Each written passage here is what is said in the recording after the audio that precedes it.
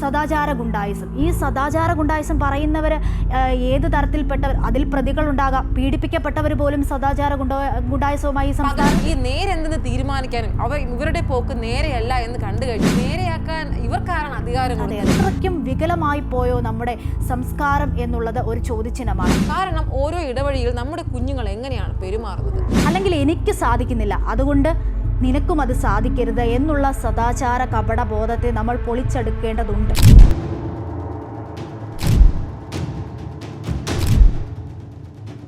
നമസ്കാരം, എല്ലാ പ്രിയപ്പെട്ട പ്രേക്ഷകർക്കും വനിതാ ജംഗ്ഷനിലേക്ക് സ്വാഗതം.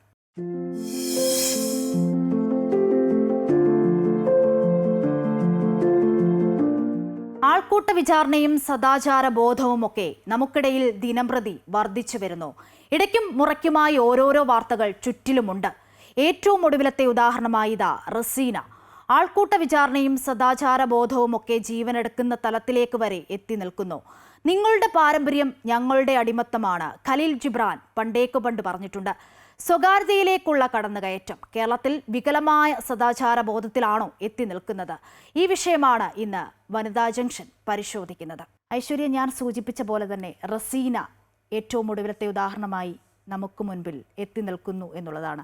ഈ ആൾക്കൂട്ട ആക്രമണം, സദാചാര ബോധം എത്ര വികലമായാണ് നമ്മുടെ സമൂഹം പോകുന്നത് എന്നുള്ളതാണ്. ഈ റസീനയ്ക്ക് പോലും, നമുക്ക് തീരെ ചെറിയ കുട്ടിയല്ല, എല്ലാ കാര്യങ്ങളും അറിഞ്ഞ് ചിന്തിച്ച് പ്രവർത്തിക്കാൻ പ്രായമായ ഒരു 40 വയസ്സുകാരിയാണ് റസീന എന്ന് പറയുന്നത്. അത്തരത്തിലുള്ള ആ ഒരു പ്രായം എത്തി നിൽക്കുന്ന റസീനയ്ക്ക് ഇതാണ് അവസ്ഥയെങ്കിൽ, ഇത്തരത്തിൽ പ്രായം കുറഞ്ഞ അല്ലെങ്കിൽ അത്തരത്തിൽ വളർന്നു വരുന്ന പെൺകുട്ടികളുടെ ആയിക്കോട്ടെ ആൺകുട്ടികളുടെ ആയിക്കോട്ടെ ഒരു അവസ്ഥ എന്താണ് ഈ ഒരു സമൂഹത്തിലേത് എന്നുള്ളത് ചിന്തിക്കേണ്ടി തന്നെ ഇരിക്കുന്നു.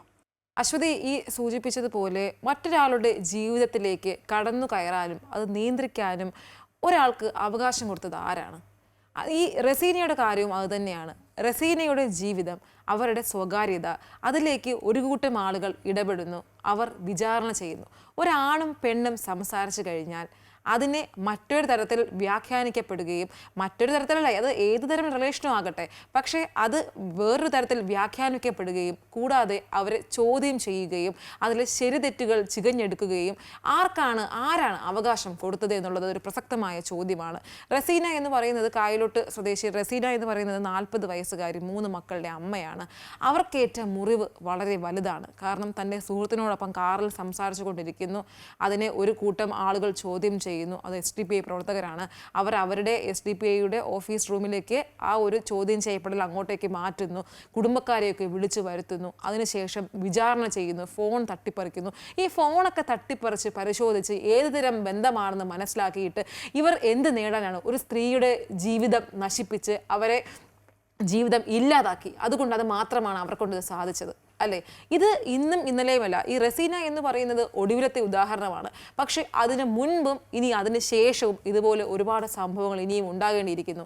കാരണം അതാണ് നമ്മുടെ സമൂഹത്തിൽ നിരന്തരം ഉണ്ടായിക്കൊണ്ടിരിക്കുന്നത്. മറ്റ് സംഭവങ്ങളൊക്കെ എടുത്താൽ നമുക്ക് മനസ്സിലാകും ഇത് ആദ്യത്തേതല്ല. അതായത് ഒരു സ്ത്രീക്ക് നേരെ അവരൊരാളോട് സംസാരിച്ചാൽ, അത് പുരുഷൻ്റെ കാര്യമായാലും അങ്ങനെ തന്നെയാണ്, ഒരു സ്ഥലത്ത് സംസാരിച്ചാലോ അല്ലെങ്കിൽ ഒരു പ്രദേശത്ത് നമ്മൾ എന്തെങ്കിലും തരത്തിൽ ഒരു ബന്ധം അല്ലെങ്കിൽ അവരുടേതായ രീതിയിൽ ജീവിച്ചാലോ അത് ചോദ്യം ചെയ്യാൻ ഇന്നത്തെ ഒരു സമൂഹത്തിന് വ്യഗ്രത കൂടുതലാണ്. അത് നമുക്ക് ഇപ്പോൾ സമൂഹ മാധ്യമങ്ങളൊക്കെയും ഭയങ്കര സജീവമാണ്. ആ ദൃശ്യങ്ങൾ പകർത്തി സോഷ്യൽ മീഡിയയിൽ ഇടുക, അവരെ ഈ പറഞ്ഞതുപോലെ വലിച്ചു കീറുക, ഇതൊക്കെ അതാണ് ഒരു പോയിന്റ്.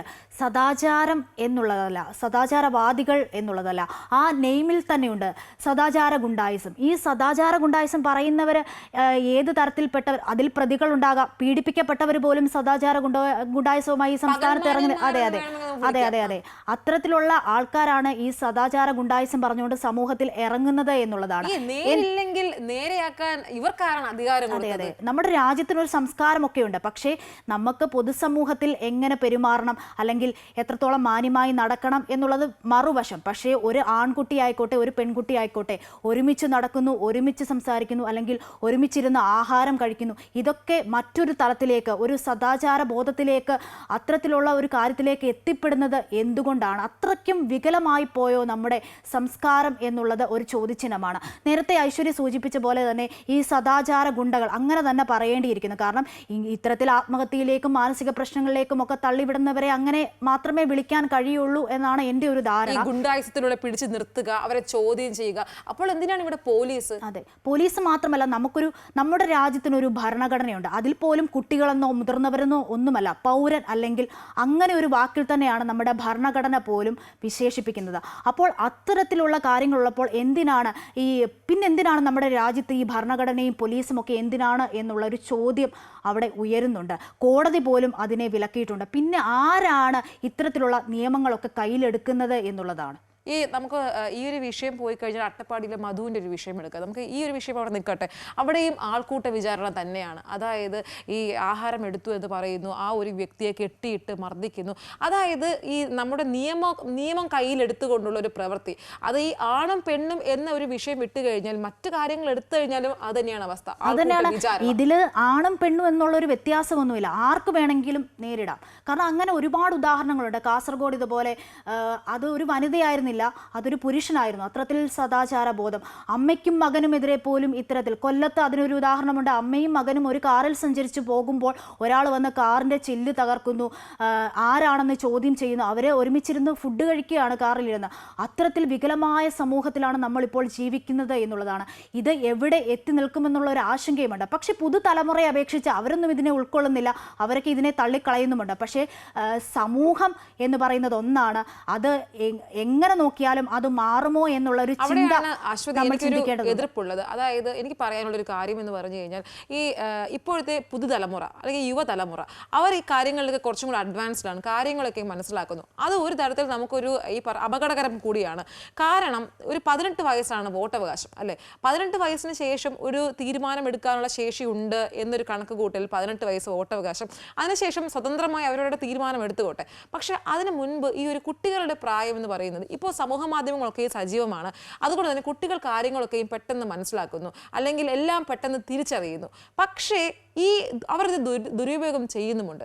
കാരണം നമുക്കൊരു റിലേഷൻ ഉണ്ടെങ്കിൽ അല്ലെങ്കിൽ നമുക്കൊരു ഇഷ്ടമുണ്ടെങ്കിൽ അത് അവരുടേതായ രീതിയിൽ അത് കൊണ്ടുപോകുന്നു. ലഹരിയുടെ ഉപയോഗമാണെങ്കിലും ശരി തന്നെയാണ്. മറ്റ് സമൂഹത്തിലാണ് നമുക്ക് വളരെ, ഞാൻ ഓപ്പണായി പറയുകയാണെങ്കിൽ, നമുക്ക് ചുറ്റും ഒരുപാട് സ്കൂളുകളുണ്ട്.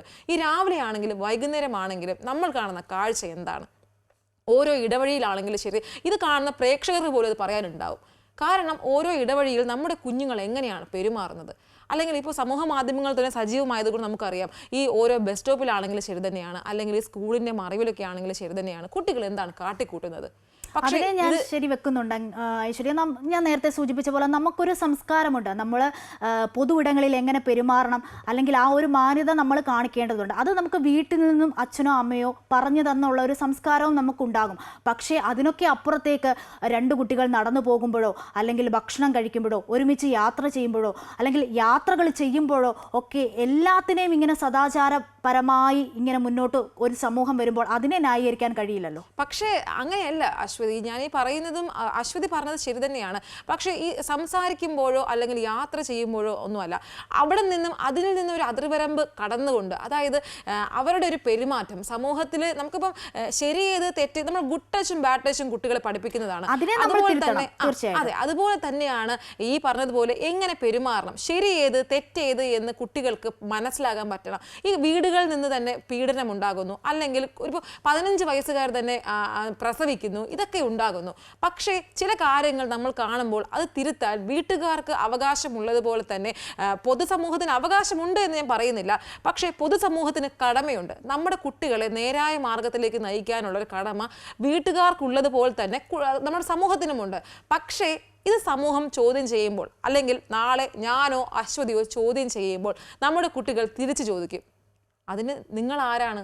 അല്ലെങ്കിൽ ഒരു പുരുഷനാണ് ഒരു പെൺകുട്ടിയെ ചോദ്യം ചെയ്യുന്നതെങ്കിൽ ആദ്യം പറയുന്നത് നിങ്ങൾക്കെതിരെ കേസ് കൊടുക്കും, അല്ലെങ്കിൽ ലൈംഗികമായി അതിക്രമിച്ചു എന്ന തരത്തിൽ കേസ് കൊടുക്കും എന്നൊക്കെ പറയാൻ ഇന്നത്തെ കുട്ടികൾക്ക് അറിയാം. അല്ലെങ്കിൽ നിയമത്തെ എങ്ങനെ വളച്ചൊടിക്കണം എന്നുള്ളത് ഇന്നത്തെ കുട്ടികൾക്ക് വ്യക്തമാണ്. അത് ഈ സമൂഹ മാധ്യമങ്ങളുടെ കടന്നുകയറ്റം തന്നെയാണ്. അല്ലെങ്കിൽ ഇത്തരം കേസുകൾ സമൂഹത്തിൽ ആളുകൾ കേൾക്കുന്നു, വാർത്തകളൊക്കെയും അറിയുന്നു. അതുകൊണ്ട് തന്നെ ഒരു തെറ്റ് ചെയ്താൽ ആ തെറ്റിനെ ഇല്ലാതാക്കാൻ അല്ലെങ്കിൽ അത് മറ്റൊരാളുടെ മേലിൽ ചാരാൻ ഇന്നത്തെ കുട്ടികൾക്കറിയാം. ഈ സദാചാര കപട മുഖമിട്ട് പൊതുസമൂഹത്തിൽ ഇറങ്ങി നടക്കുന്ന ഒരു കൂട്ടം ആളുകളുണ്ട്. അവരെ അംഗീകരിക്കാൻ കഴിയില്ല. കാരണം അവർ അത്രത്തോളം ഈ കുഞ്ഞു കുട്ടികൾ മുതൽ ഈ റസീന വരെ എത്തി നിൽക്കുന്നു. അപ്പോൾ അവരിലേക്ക് അടിച്ചേൽപ്പിക്കുന്ന ഒരു മാനസിക പ്രശ്നങ്ങളുണ്ട്. അപ്പോൾ ആ ഒരു പിന്തുണയൊക്കെ നമ്മൾ സമൂഹം നൽകേണ്ടതല്ലേ? എല്ലാ കാര്യങ്ങളും ഇങ്ങനെ മുഖം മൂടിയിട്ട് സദാചാരമാണെന്ന് പറഞ്ഞു നടക്കുന്നതിൽ എന്തർത്ഥമാണുള്ളത്? പക്ഷേ 40 വയസ്സുള്ള ഒരു സ്ത്രീയെ അല്ലെങ്കിൽ 3 കുട്ടികളുടെ ഒരു അമ്മയെ പൊതുമധ്യ വിളിച്ചിരുത്തി ചോദ്യം ചെയ്ത് വലിച്ചു കീറുന്നതിനെ നഖശിഖാന്തം ഞാൻ എതിർക്കുന്നു. കാരണം ഒരിക്കലും അങ്ങനെയല്ല ചെയ്യേണ്ടത്. അല്ലെങ്കിൽ അത് ചോദ്യം ചെയ്യാൻ ആർക്കാണ് അവകാശം? ഒരു സ്ത്രീ അല്ലെങ്കിൽ ഒരു പുരുഷൻ ജീവിക്കുമ്പോൾ ആ ജീവിത രീതി ശരിയല്ല എന്ന് പറയാനും ഞാൻ പറയുന്ന വഴിയെ ജീവിച്ചേ മതിയാകൂ എന്ന് വാശി പിടിക്കാനും ഇവിടുത്തെ അല്ലെങ്കിൽ ഒരു വിഭാഗം ആളുകൾ സദാചാരവാദികൾ അവരുടെ ഒരു ഗുണ്ടായിസം അതാണ് ഇവിടെ നടക്കുന്നത്. പക്ഷേ നമ്മൾ എതിർക്കുന്നത് അല്ലെങ്കിൽ ഈ ഒരു കേസ് അവിടെ നിൽക്കട്ടെ, പക്ഷെ നമ്മൾ എതിർക്കുന്നത് അല്ലെങ്കിൽ എതിർക്കേണ്ട ഒരു കാര്യം ഇന്നത്തെ കുട്ടികൾ വഴിതെറ്റുന്നത് നമ്മളത് ചൂണ്ടിക്കാണിച്ചേ മതിയാകൂ. അല്ലെങ്കിൽ ലഹരിയുടെ ഉപയോഗം. മറ്റൊരു കാര്യം നമ്മൾ കണ്ടതാണ് കഴിഞ്ഞ ദിവസങ്ങളിലൊക്കെയും. അതായത് സ്കൂളിൽ ഒരു കുട്ടി മൊബൈൽ കൊണ്ടുപോകുന്നു, അതിനെ പ്രധാന അധ്യാപകൻ പിടിച്ചു വാങ്ങിച്ചു വയ്ക്കുന്നു. ആ കുട്ടി പറയുന്നത് പ്രധാന അധ്യാപകൻ പുറത്തിറങ്ങുകയാണെങ്കിൽ കൊല്ലുമെന്ന് പറയുന്നു. അപ്പോൾ നമ്മുടെ കുട്ടികളുടെ ഒരു ജീവിത രീതി അങ്ങനെയാണ്. ഐശ്വര്യ, ഞാൻ സൂചിപ്പിച്ച പോലെ തന്നെ നമുക്ക് പോലീസുണ്ട്, ഭരണഘടനയുണ്ട്. ആ ഭരണഘടനയ്ക്കനുസരിച്ച് ജീവിക്കുന്നവരാണ് നമ്മുടെ ഈ ഇന്ത്യ മഹാരാജ്യത്തുള്ളത്. ഈ സദാചാരമെന്നും ഉദ്ദേശിക്കുന്നത് എന്താണ്? കുറച്ച് ആളുകളുടെ ഇഷ്ടങ്ങൾ മറ്റുള്ളവരിലേക്ക് അടിച്ചേൽപ്പിക്കുകയാണ്. ഞാനത് ചെയ്യുന്നില്ല, അതുകൊണ്ട് നീയും അത് ചെയ്യരുത്. അല്ലെങ്കിൽ എനിക്ക് സാധിക്കുന്നില്ല, അതുകൊണ്ട് നിനക്കും അത് സാധിക്കരുത് എന്നുള്ള സദാചാര കപടബോധത്തെ നമ്മൾ പൊളിച്ചെടുക്കേണ്ടതുണ്ട്. കറക്റ്റാണ്. കാരണം ഞാൻ ചെയ്യാത്തത് മറ്റൊരാൾ ചെയ്യുമ്പോൾ അത് തെറ്റാണ്. എനിക്ക് ചെയ്യാൻ പറ്റാത്തത് നിനക്കും പറ്റണ്ട. പക്ഷെ പറ്റിക്കഴിഞ്ഞാൽ തെറ്റാണ്. ഞാൻ ചെയ്താൽ അത് തെറ്റ് തന്നെയാണ്. അങ്ങനെയാണ് നമ്മുടെ സമൂഹത്തിന്റെ ഒരു വിലയിരുത്തൽ എന്ന് പറയുന്നത്. അതേസമയം ഞാൻ ചെയ്യുന്നത് മറ്റൊരാൾ ചെയ്യുകയാണെങ്കിൽ അത് ശരിയാണ്. ഇപ്പോഴത്തെ സമൂഹത്തിൻ്റെ ഒരു പോക്കും അങ്ങനെ തന്നെയാണ്. പക്ഷേ നമുക്ക് ഇന്നത്തെ ഒരു കേസുകളൊക്കെയും എടുക്കുകയാണെങ്കിൽ സ്ത്രീകളാണ് പൊതുവേ ഇത്തരം കാര്യങ്ങളിലൊക്കെയും ഇരയാകുന്നത് എന്ന് വേണമെങ്കിൽ പറയാം. പുരുഷന്മാരും ഇരയാകുന്നുണ്ട്, ഇല്ല എന്നല്ല. പക്ഷേ ഒരു വിഭാഗം സ്ത്രീകളാണ് എപ്പോഴും നമുക്ക് സമൂഹ മാധ്യമങ്ങൾ എടുത്തു കഴിഞ്ഞാൽ നമുക്ക് ഇഷ്ടമുള്ള വസ്ത്രധാരണം ആ ഒരു ഫോട്ടോ പോസ്റ്റ് ചെയ്യാനോ അല്ലെങ്കിൽ നമ്മുടെ അഭിപ്രായം പറയാനോ ഇന്നത്തെ സമൂഹത്തിൽ പറ്റില്ല. കാരണം അങ്ങനെ ചെയ്തു കഴിഞ്ഞാൽ വിമർശനം ഒരു വഴിക്ക്, പക്ഷേ അവർ പറയുന്നത് അല്ലെങ്കിൽ വ്യാഖ്യാനിക്കുന്നത് വേറെ തരത്തിലൊക്കെയാണ്. നമ്മളിനി മറ്റൊരു പുരുഷനോട് സംസാരിക്കുകയാണെങ്കിൽ അല്ലെങ്കിൽ അവരോട് നമ്മൾ വളരെ ക്ലോസ് ആയി നമ്മൾ പെരുമാറുകയാണെങ്കിൽ അതിനെ വ്യാഖ്യാനിക്കപ്പെടുന്നത് വേറൊരു പേര്. അതെ, അത് സമൂഹം ഒരു പേര് തന്നെ ഇട്ടിട്ടുണ്ട്, അവിഹിതം. 2 പേർക്ക് ഹിതമായ കാര്യങ്ങൾ അതെന്തുമാകാം. ഒരുമിച്ച് ഭക്ഷണം കഴിക്കുന്നതാകാം, ഒരുമിച്ച് നടക്കുന്നതാകാം, ഒരുമിച്ച് പോകുന്നതാകാം, സൗഹൃദമാകാം. പക്ഷേ എന്ത് തന്നെ ആയിക്കോട്ടെ, 2 പേർക്കും ഹിതമായിട്ടുള്ളൊരു കാര്യം എങ്ങനെയാണ് അവിഹിതമാകുന്നത്? അത് സദാചാരത്തിലോ സമൂഹത്തിലോ മാത്രമാണ്. ഹിതമല്ലാത്തതാണെങ്കിൽ അത് ചോദ്യം ചെയ്യാൻ ഇവിടെ പോലീസും നീതിന്യായ വ്യവസ്ഥയുമുണ്ട്. അതിനെ ഒരു വിഭാഗം ആളുകൾക്ക് എഴുതി കൊടുത്തിട്ടില്ല. ഇത് എന്ത് ബന്ധമാണെന്ന് അന്വേഷിക്കാനും അല്ലെങ്കിൽ അതിനെ വിലയിരുത്തി അതിനെ വിചാരണ ചെയ്ത് അതിലെ ശരിതെറ്റുകൾ കണ്ടുപിടിക്കാനും ഇവിടെ ആർക്കും അവകാശമില്ല. ഇവിടെ ആരും പോലീസല്ല, ഇവിടെ ആരും കോടതിയുമല്ല. ഇവിടെ കേരള പോലീസുമുണ്ട്, അതുപോലെ തന്നെ നീതിന്യായ വ്യവസ്ഥയുമുണ്ട്. പക്ഷേ അതിനെ ഒരു കൂട്ടം ആളുകൾ തങ്ങൾക്ക് ചെയ്യാനാകുമെന്ന് പറഞ്ഞ് ആ നിയമം കയ്യിലെടുക്കുമ്പോഴാണ് ഇത്തരം പ്രശ്നങ്ങൾ ഉണ്ടാകുന്നത്. പോലുള്ള ആളുകൾ ഉണ്ടാകുന്നത് പോലും ഇങ്ങനെ ഈ ആത്മഹത്യ ഉണ്ടാകുന്നതും അതും നമുക്ക് റസീനയോടൊരു മാനസികാവസ്ഥ ആലോചിച്ച് കഴിഞ്ഞാൽ മനസ്സിലാകും അശ്വതി. കാരണം ഒരു കൂട്ടം ആളുകളുടെ മുമ്പിൽ കൂടെ വീട്ടുകാരുണ്ട്, എന്ത് ബന്ധമാണ് അല്ലെങ്കിൽ എന്താണ് സംസാരം. അവിടെയും ഒരു ചോദ്യമുണ്ട്. ഈ കല്യാണം കഴിഞ്ഞവരായിക്കോട്ടെ, അവർക്ക് പല സുഹൃത്തുക്കളുണ്ട്. അത് ആണെന്നോ പെണ്ണെന്നോ ഒക്കെ വ്യത്യാസം വെച്ച് നമുക്ക് സൗഹൃദങ്ങൾ കൊണ്ടു നടക്കാൻ പറ്റുന്നതല്ല. അത് ഓരോരുത്തരുടെ മാനസികാവസ്ഥയും അല്ലെങ്കിൽ നമ്മൾക്ക് ഒരാളോട് എങ്ങനെയാണോ സംസാരിക്കുമ്പോൾ കംഫർട്ട് ആകുന്നത് അതുപോലെയാണ് നമ്മുടെ സൗഹൃദങ്ങൾ ഉണ്ടാകുന്നത്. അത് ആണും പെണ്ണും എന്നതിനപ്പുറത്തേക്കാൾ ഉള്ള ഒരു സൗഹൃദമായിരിക്കും.